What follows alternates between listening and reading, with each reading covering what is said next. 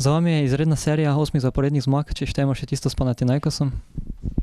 Ja, res je, da ta uspešen niz v prvenstvu in v Ligi Evropa nadaljujemo. To je izredno pomembno. To pomeni, da današnja zmaga je res tega vidika izredno pomembna. Ste se tudi tokrat, so mišli bežale proti evropski tekmi z Laziom? Je bilo težko igralce pripraviti na tekmo z Muro?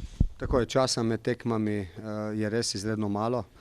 Mi smo imeli v sredo tudi zelo težko tekmo v Kopru, predtem niz ostalih težkih tekem, tako da je, kot sem rekel, časa za pripravo in pa za dobiti neko energijo preko nekega počitka zelo malo.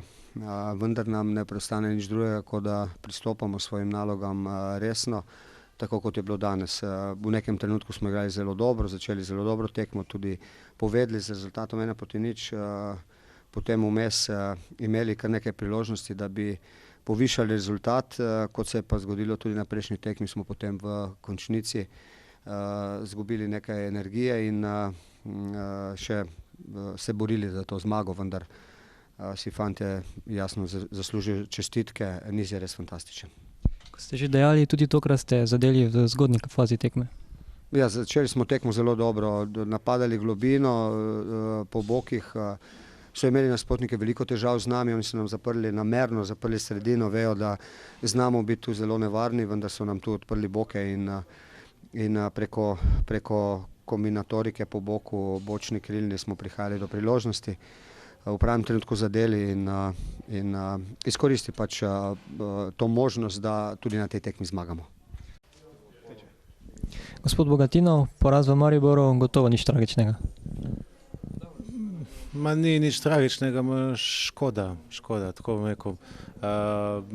Mogoče smo pustili dober vtis in bi bilo tudi lepo, da vzajemo vsaj kakšno točko.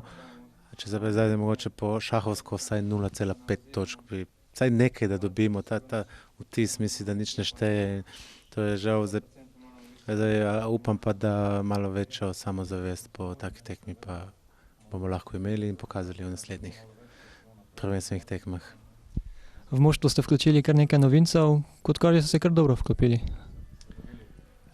Ja, to je, bom rekel, mi smo ekipa, ki se zdaj sestavljamo med prvenstvom, tako da prebolevamo še nekatere otroške bolezni.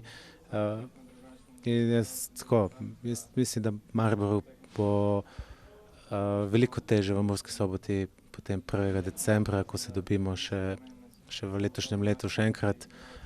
In tisto tam bo mogoče tista prava Mura. Žal pa vas ponovno po zadnjih rezultatih sodeč zadnje mesto, spet realnost.